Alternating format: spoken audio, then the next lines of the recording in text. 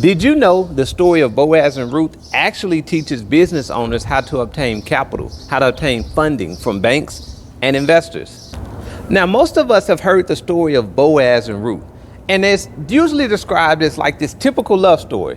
But what if I told you that that's not the case? What if I told you it was finance before love? Let's talk about it. When you're running a business, it comes a point in time where you need capital, you need funding, money for your business. And now for some business owners, that money may mean being able to purchase another truck for their trucking company. Or for some, it may mean being able to open up a new restaurant on the other side of town. But the issue is most business owners are not aware of the primary principle that is keeping them from being able to get this capital, whether from an investor or a bank.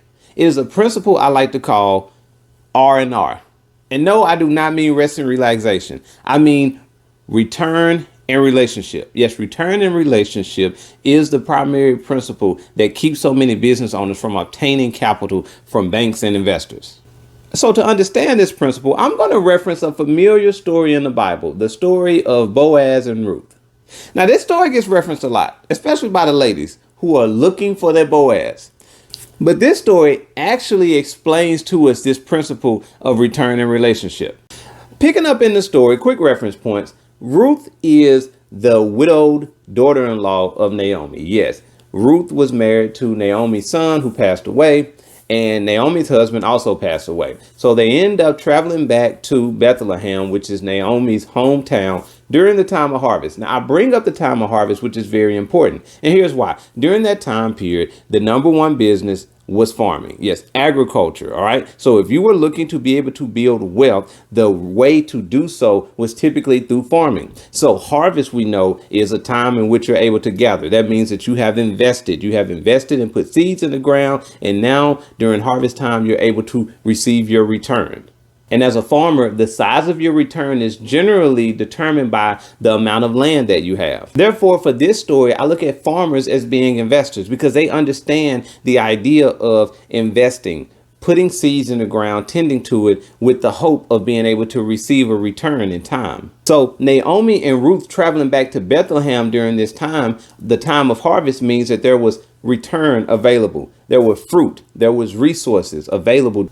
Now, Ruth, looking to take care of herself and her mother-in-law, decided to go out to one of the fields and ask for permission in order to glean, to be able to pick up some of the leftover crops. And the field that she stumbled upon happened to be an investor, a rich investor by the name of Boaz. See, Boaz had a lot of land. And as I mentioned before, when you have more land, you have the opportunity to have a bigger return. So this time of harvest is a time period in which Boaz is getting ready to reap in the return from the investments that he's sown. So Ruth was working pretty hard in the field, picking up some of these crops and things. And she caught the attention of Boaz, the investor.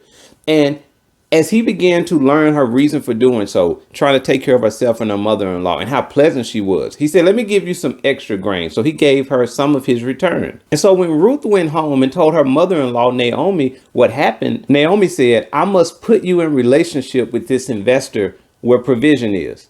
But Naomi understood in order to do this, she must apply the principle of return and relationship. So what she did is she packaged together a request for Ruth to present to Boaz, the investor. And Naomi told Ruth, when you present this request to Boaz, the wealthy farmer, whom we call the investor, I need you to do two things.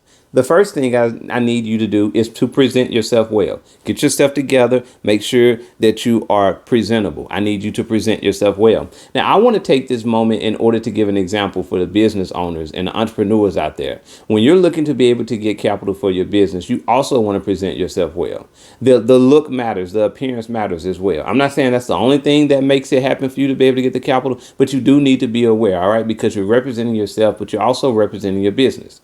And the second thing Naomi mentioned to her, she said, listen, when you go, because Boaz will be down at the threshing floor, gathering in his returns and separating things out and counting it up. All right. So when you go, allow him to finish his business. Don't go barging in order to present this request. Allow him to finish his business. Now, I want to talk to my business owners, entrepreneurs. This same principle applies. You can learn from this because sometimes what occurs is that you learn that someone is in a position of financing, whether it's a bank, whether it's an investor. And what you do is you're so excited and in a haste, you rush in order to try to explain this request. Oh, you do? Oh, you investor or you Or you with the bank do money? Hey, listen, all right, I got this idea.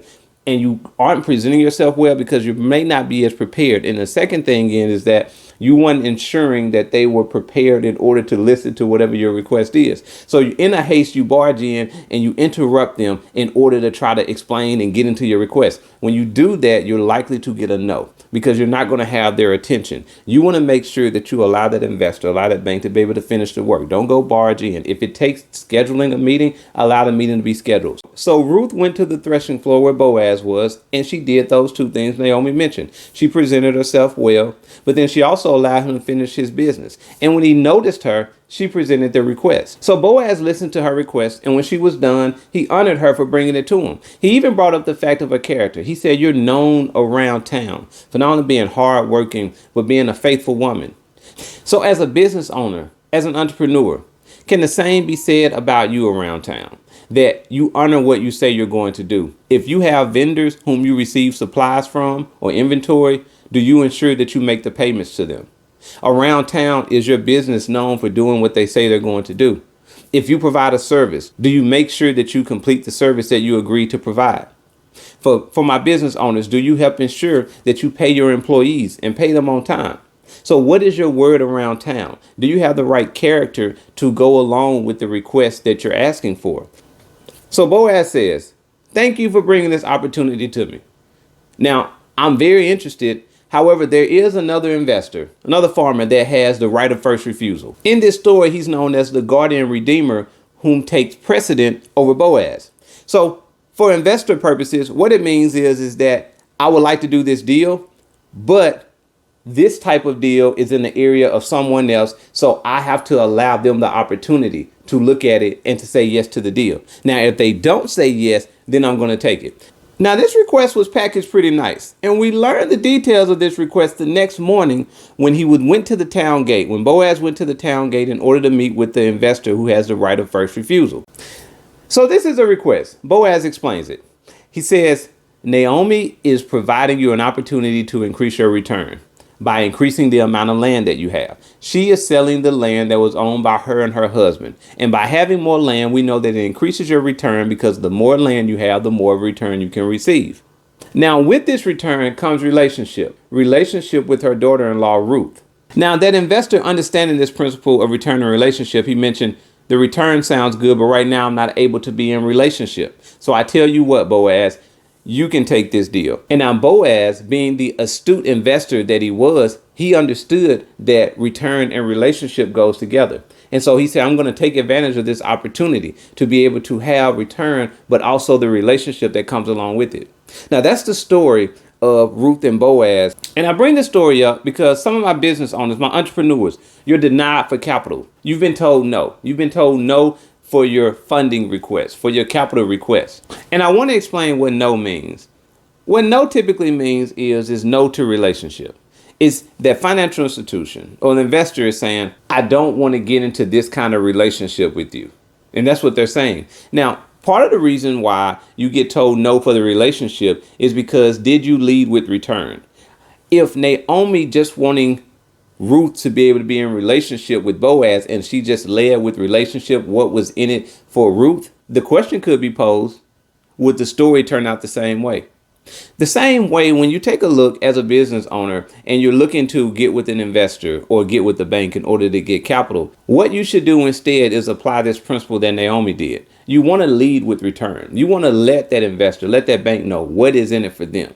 And typically what's in it for them is a return. See, whether it's a bank or an investor, one of the things that they love is a return, a monetary return. So you want to be able to lead with what they're able to get. Yes, you need capital in order to purchase a new truck or build a new building for your medical practice or expand your dental clinic. But what's in it for the bank? What's in it for the investor? Because a lot of the times business owners are pushing relationship before return. And as a result, it sounds like this. "Hey, would you be in a relationship with me and give me money to do the things that I need?"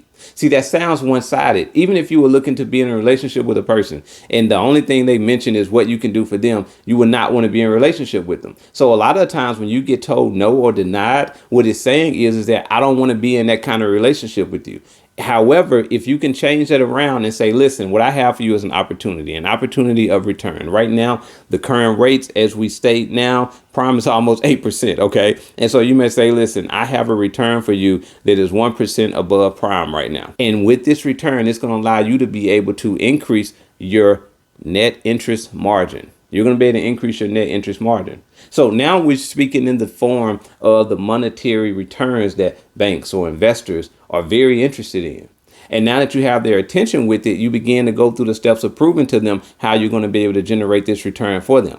And what the investor and the banks know, the same way that Boaz understood is that in order to get the return, it takes relationship. I'm going to be in relationship with you. That means that we're going to communicate. That means I may call you for information. That means you may contact me because you need these things. And we're going to be in this relationship together because we know that that's what's going to help us be able to produce the returns. You want to make sure then that you are leading with this principle, return and relationship. Okay. You don't want to start off just wanting a relationship and the things that you can receive. You want to begin to start with the return, because good investors and astute bankers know that with relationship should come return. So make sure that you are leading with return. So that way you can find your Boaz, just like the ladies is doing right now. They looking. I wonder what they be looking at for the Boaz. I wonder, are they out gleaning in the gleaning in the DM? Yeah, gleaning in the DM. Listen, I have enjoyed it. I will see you on the next one. Make sure you subscribe so you can get more information like this.